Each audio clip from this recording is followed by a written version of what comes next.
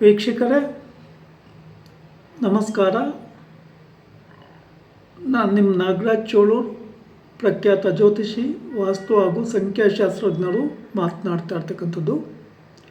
ವೀಕ್ಷಕರೇ, ಇವತ್ತು ಒಂದು ಜಾತಕದ ವಿಮರ್ಶೆಯ ಬಗ್ಗೆ ತಿಳಿಸ್ತಾ ಇದ್ದೇನೆ. ಈ ಜಾತಕರಿಗೆ ಮದುವೆ ಆದಮೇಲೆ ಸಮಸ್ಯೆ ತುಂಬ ಜಾಸ್ತಿ ಆಗಿದೆ. ಮದುವೆ ಆಗಿ 8 ತಿಂಗಳಾಗಿದೆ. ಇವತ್ತಿನವರೆಗೂ ಹೊಂದಾಣಿಕೆ ಆಗ್ತಾ ಇಲ್ಲ.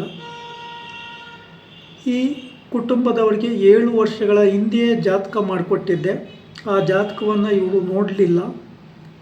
ಮೊನ್ನೆ ಸಮಸ್ಯೆ ಆದಮೇಲೆ ನನ್ನನ್ನು ಕರೆಸ್ಕೊಂಡು ಮನೆಗೆ ಜಾತಕವನ್ನು ತೋರಿಸಿದಾಗ ನಾನು ಮಾಡಿಕೊಟ್ಟ ಜಾತಕದಲ್ಲೇ ಮದುವೆಗೆ ಏನೆಲ್ಲ ಸಮಸ್ಯೆಗಳು ಉಂಟಾಗ್ತವೆ, ಏನೆಲ್ಲ ಪರಿಹಾರ ಮಾಡ್ಕೋಬೇಕು ಅಂತ ಮಾಹಿತಿ ಇತ್ತು. ಅದನ್ನು ಗಮನಿಸಿಲ್ಲ. ಆ ಜಾತಕದ ವಿಶ್ಲೇಷಣೆ ಮಾಡ್ತಕ್ಕಂಥ ಒಂದು ಸಂದರ್ಭದಲ್ಲಿ ಅವರಿಗೆ ನಿಖರವಾಗಿ ತೋರಿಸಿದಾಗ ಅದು ಅರ್ಥ ಆಗಿದೆ. ಇವರ ಜಾತಕದ ಜನ್ಮ ದಿನಾಂಕ 20/5/1999 ಸಾಯಂಕಾಲ 4:15 ಕಟಕ ರಾಶಿ, ಪುಷ್ಯ ನಕ್ಷತ್ರ, 3ನೇ ಪಾದ. ತುಲಾ ಲಗ್ನದಲ್ಲಿ ಕುಜ ಭಗವಾನರು ಸ್ಥಿತರಾಗಿದ್ದಾರೆ. ಮಕರ ರಾಶಿಯಲ್ಲಿ ಕೇತು, ಮೀನ ರಾಶಿಯಲ್ಲಿ ಗುರು ಸ್ಥಿತರಾಗಿದ್ದಾರೆ. ಸಪ್ತಮ ಭಾವದಲ್ಲಿ ಮೇಷ ರಾಶಿಯಲ್ಲಿ ಶನಿ, ಬುಧ ಭಗವಾನರು ಸ್ಥಿತರಾಗಿದ್ದಾರೆ. ರವಿ ಅಷ್ಟಮದಲ್ಲಿ ವೃಷಭ ರಾಶಿಯಲ್ಲಿ ಸ್ಥಿತರಾಗಿದ್ದಾರೆ. ಶುಕ್ರ ಮಿಥುನ ರಾಶಿಯಲ್ಲಿ ಸ್ಥಿತನಾಗಿದ್ದಾನೆ. ರಾಹು, ಚಂದ್ರ, ಮಾಂದಿ ಕಟಕ ರಾಶಿಯಲ್ಲಿ ಸ್ಥಿತರಾಗಿದ್ದಾರೆ. ಇಲ್ಲಿ ಈ ಜಾತಕರಿಗೆ ಈಗ ಕೇತು ದಶೆ 29/5/2028 ನಡೀತಾ ಇದೆ. ಕೇತು 4ನೇ ಮನೆಯಾದಂಥ ಸುಖ ಸ್ಥಾನದಲ್ಲಿ ಸ್ಥಿತನಾಗಿದ್ದಾನೆ. ಈ ಕೇತುವಿಗೆ ಸಂಬಂಧಪಟ್ಟ ಪರಿಹಾರ ಅಥವಾ ಸರ್ಪದೋಷಕ್ಕೆ ಸಂಬಂಧಿಸಿದ ಪರಿಹಾರಗಳನ್ನು ಇವರು ಮಾಡಿಕೊಂಡೇ ಇಲ್ಲ. ಕುಕ್ಕೆ ಸುಬ್ರಹ್ಮಣ್ಯದಲ್ಲಿ ಸರ್ಪ ಸಂಸ್ಕಾರ ಶಾಂತಿ ಹೋಮ, ಆಸ್ತೇಶ ಬಲಿ, ನಾಗ ಪ್ರತಿಷ್ಠೆ ಮಾಡಿಸ್ಬೇಕಿತ್ತು, ಮಾಡಿಸಿಲ್ಲ. ಡೈರೆಕ್ಟಾಗಿ ಮದುವೆ ಮಾಡಿದ್ದಾರೆ. ಮದುವೆ ವಿಚಾರದಲ್ಲಿ ಸಮಸ್ಯೆ ಉಂಟಾಗಿದೆ. ಇಲ್ಲಿ 4ನೇ ಮನೆಯಲ್ಲಿ ಕೇತು ಇದ್ದಾಗ ಒಮ್ಮೊಮ್ಮೆ ಸನ್ಯಾಸಿ ಜೀವನ, ಅಂದರೆ ವಿರಕ್ತ ಮನೋಭಾವ, ಯಾವುದರಲ್ಲೂ ಆಸಕ್ತಿ ಬರೋದಿಲ್ಲ, ಅಂತಹ ಒಂದು ಮನೋಭಾವವನ್ನು ಕ್ರಿಯೇಟ್ ಮಾಡ್ತದೆ. ಇದೇ ಸುಖ ಸ್ಥಾನವನ್ನು ಶನಿ ಭಗವಾನರು ನೀಚರಾಗಿ 10ನೇ ಮನೆಯನ್ನು 10ನೇ ದೃಷ್ಟಿಯಿಂದ ನೋಡ್ತಾ ಇದೆ.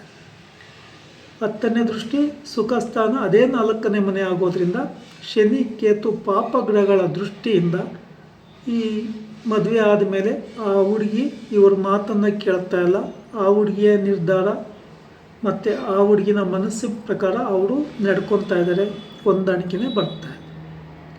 ಇಲ್ಲಿ ಇನ್ನೊಂದು ವಿಚಾರವನ್ನು ನೋಡಬೇಕಾದ್ರೆ, ಲಗ್ನದಲ್ಲಿ ಕುಜ ಸ್ಥಿತನಾಗಿದ್ದಾನೆ. ಕುಜನಿಗೂ ಸಂಬಂಧಿಸಿದ ಪರಿಹಾರಗಳನ್ನು ಮಾಡಿಕೊಂಡಿಲ್ಲ. ಸಪ್ತಮ ಭಾವದಲ್ಲಿ ಶನಿ, ಬುಧ, ಶನಿ ಭಗವಾನರು ನೀಚರಾಗಿರೋದ್ರಿಂದ ವಿಶೇಷವಾಗಿ ಶನಿ ಭಗವಾನರಿಗೆ ಸಂಬಂಧಿಸಿದ ಪರಿಹಾರಗಳನ್ನು ಮಾಡ್ಕೋಬೇಕಾಗಿತ್ತು. ಅಲ್ಲೂ ಸಹ ಇವರು ಎಡವಿದ್ದಾರೆ. ಒಟ್ಟಿನಲ್ಲಿ ಈ ಕುಟುಂಬದವರು ಒಂದು ಮದುವೆ ಆಗ್ತಾ ಇದೆಯಲ್ಲ ಅಂತ ಒಂದು ಸಂತೋಷದಿಂದ ಆ ಕುಟುಂಬದವರು ಈ ಕುಟುಂಬದವರು ಎಲ್ಲ ಖುಷಿಯಾಗಿ ಮದುವೆ ಮಾಡಿದ್ದಾರೆ. ಆದರೆ ಹುಡುಗಿಯ ರಾಶಿ ವೃಷಭ ರಾಶಿಯಾಗಿದೆ. ಅಲ್ಲೂ ಸಹ ಜಾತಕದಲ್ಲಿ ತುಂಬ ದೋಷಗಳಿದೆ, ಪರಿಹಾರಗಳಾಗಿಲ್ಲ. ಈತನ ಜಾತಕದಲ್ಲಿ ಕುಜ ಶಾಂತಿ ಆಗಬೇಕಿತ್ತು, ಸರ್ಪ ಸಂಸ್ಕಾರ ಶಾಂತಿ ಹೋಮ ಆಗಬೇಕಿತ್ತು, ಮಾಂಗಲ್ಯ ಶಾಂತಿ ಆಗಬೇಕಿತ್ತು.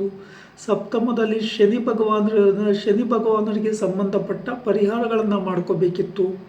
ಕೇತು ದಶೆ ನಡೀತಾ ಇರೋದ್ರಿಂದ ಗಣಪತಿ ಆರಾಧನೆ ಇಲ್ಲ ಗಣಹೋಮ ಇಲ್ಲ ಗಣಪತಿಗೆ ಸಂಬಂಧಿಸಿದ ಪೂಜೆ ಮತ್ತು ಪರಿಹಾರಗಳನ್ನು ಮಾಡ್ಕೋಬೇಕಾಗಿತ್ತು. ಯಾವುದನ್ನು ಸಹ ಇವರು ಮಾಡಿಕೊಂಡಿಲ್ಲ. ಇನ್ನು ಗೋಚಾರ ರೀತಿಯಲ್ಲಿ ಈ ಹುಡುಗನಿಗೆ ಅಷ್ಟಮ ಶನಿ ಮತ್ತು 9ನೇ ಮನೆಯಲ್ಲಿ ರಾಹು ಇರೋದ್ರಿಂದ ಸರ್ಪದೋಷ ಅಲ್ಲೂ ಇದೆ. ಜನ್ಮ ರಾಶಿಗೆ ನೋಡುವ ಅಷ್ಟಮ ಸ್ಥಾನ ಮಾಂಗಲ್ಯ ಸ್ಥಾನವನ್ನು ನೋಡ್ತದೆ. ಇಲ್ಲಿ 2ನೇ ಮನೆಯನ್ನು ದೃಷ್ಟಿ ಮಾಡೋದ್ರಿಂದ ಶನಿ ಭಗವಾನರು ಜಾತಕದಲ್ಲೇ ಪ್ರಬಲವಾಗಿದ್ದು ಸಪ್ತಮ ಸ್ಥಾನವನ್ನು ಅಷ್ಟಮದಿಂದ ನೋಡುವುದರಿಂದ ಅಂದರೆ 8ನೇ ಮನೆಯಿಂದ 3ನೇ ಮನೆ ಅಂದರೆ ಬುಧ ಮತ್ತು ಶನಿಯನ್ನು ನೋಡೋದ್ರಿಂದ ವಿವಾಹಕ್ಕೆ ಸಂಬಂಧಪಟ್ಟ ವಿಚಾರದಲ್ಲಿ ಮಿಸ್ಗೈಡ್ ಅಂದರೆ ಗಡಿಬಿಡಿ ಅವಸರ ಇಲ್ಲದೆಯೂ ತಪ್ಪಾಗಿದೆ. ಅಂದರೆ ಶನಿ ಭಗವಾನರು ಪ್ರಭಾವ ಯಾವ ರೀತಿ ಇದೆ ಅಂತಂದರೆ ಅದಕ್ಕೆ ಸಂಬಂಧಿಸಿದ ಯಾವುದೇ ಪರಿಹಾರಗಳನ್ನು ಮಾಡಿಕೊಂಡಾಗ ನಾವು ಯಾವುದೇ ಕಾರ್ಯಗಳಿಗೆ ಕೈ ಹಾಕಿದಾಗ ಆ ಫಲಾಫಲಗಳು ಪೂರ್ಣವಾಗಿ ಸಿಗೋದೇ ಇಲ್ಲ. ಇನ್ನು ಸಪ್ತಮಾಧಿಪತಿಯಾದಂಥ ಕುಜ ಲಗ್ನದಲ್ಲಿ ಸ್ಥಿತನಾಗಿದ್ದಾನೆ. ಆದರೆ ಲಗ್ನಾಧಿಪತಿಯಾದಂಥ ಶುಕ್ರ ಮಿಥುನ ರಾಶಿಯಲ್ಲಿ ಸ್ಥಿತನಾಗಿದ್ದಾನೆ. ಇಲ್ಲಿ ವಿಶೇಷವಾಗಿ ಮಾಂಗಲ್ಯ ಸ್ಥಾನವನ್ನು ಕುಜ 8ನೇ ದೃಷ್ಟಿಯಿಂದ ನೋಡೋದ್ರಿಂದ ಮಾಂಗಲ್ಯ ದೋಷವೂ ಸಹ ಬರುತ್ತೆ. ಅಂದರೆ ವೃಷಭ ರಾಶಿಯನ್ನು ವೀಕ್ಷಣೆ ಮಾಡ್ತಾ ಇದೆ. ಯಾವೊಂದು ಪರಿಹಾರಗಳಾಗದಲೇ ಇದ್ದಾಗ ಮದುವೆಯನ್ನು ಮಾಡಿದಾಗ ಹುಡುಗಿಯ ಜಾತಕದಲ್ಲೂ ದೋಷ ಇದ್ದಾಗ ಈ ಸಮಸ್ಯೆ ಹೈಲೈಟ್ ಆಗಿ ಸಮಸ್ಯೆಯನ್ನು ಕ್ರಿಯೇಟ್ ಮಾಡಿ. ನಾನು ಮಾಡಿಕೊಟ್ಟಿರ್ತಕ್ಕಂಥ ಜಾತಕ 7 ವರ್ಷಗಳ ಹಿಂದೆ ಇವರ ಪಕ್ಕದ ಮನೆಯವರು ಬಂದು ಆ ಜಾತಕಗಳನ್ನು ತೆಗೆದುಕೊಂಡು ಹೋಗಿದ್ರು. ಇವ್ರಿಗೆ ಕೊಟ್ಟಿದ್ದಾರೆ, ಇವ್ರ ಮನೇಲಿ ಇಟ್ಕೊಂಡಿದ್ದಾರೆ. ಬಟ್ ಜಾತಕ ನೋಡಲಿಕ್ಕೂ ಗೊತ್ತಾಗಿಲ್ಲ, ನೋಡಲಿಕ್ಕೂ ಹೋಗಿಲ್ಲ. ಆ ಜಾತಕದಲ್ಲೇ ವಿವಾಹಕ್ಕೆ ಸಂಬಂಧಿಸಿದ ಪರಿಹಾರಗಳನ್ನು ತಿಳಿಸಿದ್ದೆ, ಗಮನಿಸಿಲ್ಲ. ವೀಕ್ಷಕರೇ, ಇವರ ಮನೆಗೆ ಹೋಗಿ ಜಾತಕವನ್ನು ನೋಡಿದ ಮೇಲೆ ಈ ಕುಟುಂಬದವರಿಗೆ ಸೂಕ್ತ ಸಲಹೆ, ಮಾರ್ಗದರ್ಶನ ಮತ್ತು ಪರಿಹಾರಗಳನ್ನು ತಿಳಿಸಿರ್ತೇನೆ. ಈ ವಿಡಿಯೋ ಇಷ್ಟ ಆಯಿತು ಅಂದರೆ ಲೈಕ್ ಮಾಡಿ, ಶೇರ್ ಮಾಡಿ, ಸಬ್ಸ್ಕ್ರೈಬ್ ಆಗಿ, ಆ ಲೈಕನ್ನು ಒತ್ತಿ, ಬೆಲ್ ಐಕನ್ ಒತ್ತಿ. ನಮಸ್ಕಾರ.